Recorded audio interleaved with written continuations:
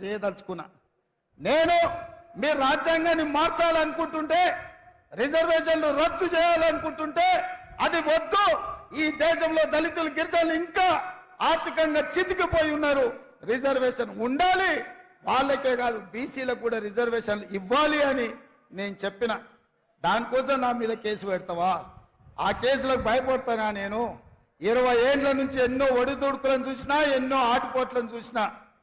ఇవాళ మీరు అనుకుంటుందేమో గుజరాత్ నుంచి వచ్చి తెలంగాణ మీద పెత్తనం చేస్తామని. అందుకే 4 కోట్ల తెలంగాణ ప్రజలకు, మా 50 లక్షల నిరుద్యోగ యువకులకు నేను విజ్ఞప్తి చేస్తున్నా. ఇది తెలంగాణ పౌరుషానికి, గుజరాత్ ఆధిపత్యానికి ఈ ఎన్నికల్లో పోటీ. చూద్దాం తెలంగాణ పౌరుషం గెలుస్తుందో, గుజరాత్ ఆధిపత్యం గెలుస్తుందో నేను చూస్తా. మా రాష్ట్రం నుంచి వచ్చి, నా రాష్ట్రానికి వచ్చి, నా రాష్ట్ర నడిగడ్డ మీద నిలబడి ఈ రాష్ట్ర ముఖ్యమంత్రిని బెదిరిస్తున్నావంటే తెలంగాణ సమాజం ఎడ్డిదో గుడ్డిదో కాదు. నువ్వు భయపడితే భయపడడానికి ఇక్కడ ఎవరు అమాయకులు లేరు. ఖబర్దార్ ప్రధానమంత్రి గారు, మీరు అనుకుంటుందేమో తెలంగాణ గడ్డ మీదకి గుజరాత్ నుంచి వచ్చి బెదిరిస్తామని.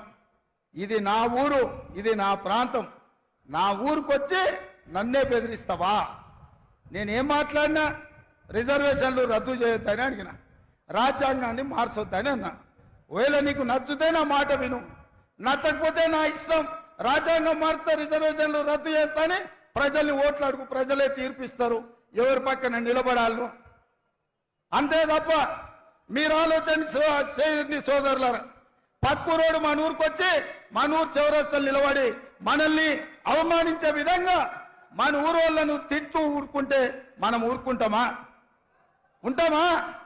మనకేమన్నా విభేదాలు ఉండొచ్చు, మనకు భిన్నాభిప్రాయాలు ఉండొచ్చు, కానీ మన ఊరు గౌరవం వచ్చినప్పుడు ఊరంతా ఏకంగా కావాల్సిన అవసరం ఉందా లేదా ఒక్కసారి ఆలోచన చేయండి. ఇవాళ నన్ను 1 తారీఖు నాడు అంటే ఇవాళ ఢిల్లీలో పోలీస్ స్టేషన్లో హాజరుగామని హుకుం జారీ చేసిండు అమిత్ షా గారు. ఏం దౌర్జన్యమయ్యా ఇది? నేను ఇవాళ కోరుట్లలో మీటింగ్ పెట్టుకున్నా, సాయంత్రం కుక్కట్పల్లిలో పెట్టుకున్నా, ఆ తర్వాత శేర్లింగంపల్లి పెట్టుకున్నా, రేపు జగిత్యాలకు వస్తున్నా. నేనంట ఎన్నికల ప్రచారం అంతా మానేసి ఢిల్లీ పోలీస్ స్టేషన్లో రాజ్యాంగం ఎందుకు రద్దు చేస్తున్నారు, రాజ్యాంగాన్ని ఎందుకు మారుస్తున్నారు అని అడిగినందుకు ఢిల్లీ పోలీస్ స్టేషన్లో ముద్దాయిగా పోయి నేను హాజరు కావాలనంట. ఇదేనా మీ నీతి ప్రధానమంత్రి గారు?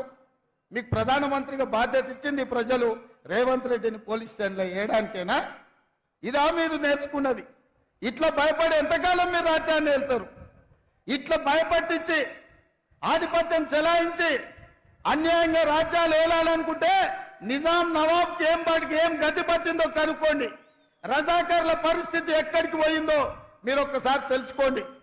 ఈ ప్రాంతం కొమరం భీం రామ్జీ గోండు, సర్దార్ సర్వాయి పాపన్న, చాకలి ఐలమ్మ, దొడ్డి కొమరయ్య లాంటి వీరులు ఏలిన ప్రాంతం ఇది. ఆ పౌరుషం మాలో ఉంది. మీరు భయపెడితే భయపడడానికి ఈడ ఎవరు సిద్ధంగా లేరు. మీరు 4 సీట్లు 5 సీట్లు తెలంగాణలో గెలుచుకోవాలంటే మమ్మల్ని భయపెడితే ఒక్క సీటు కూడా రాదు. మీరు చేసిన పని చెప్పుకోండి. మీ కార్యకర్తలు మీరు ఏంది మొనగాల్లో, మీరు మీ ఎంపీలు ఏం పని చేసిరో చెప్పండి. ప్రజల్ని ఒప్పించండి, ప్రజల్ని మెప్పించండి, తెలంగాణకు నిధులు ఇవ్వండి, తెలంగాణను అభివృద్ధి చేయండి. అప్పుడు తెలంగాణ ప్రజలు మిమ్మల్ని స్వాగతిస్తారు తప్ప భయపెట్టి మా మీద పెత్తనం చేయాలంటే నిజాంలకు రజాకర్లకు వచ్చిన గతే భారతీయ జనతా పార్టీకి పడుతుందని చెప్పి నేను ఈ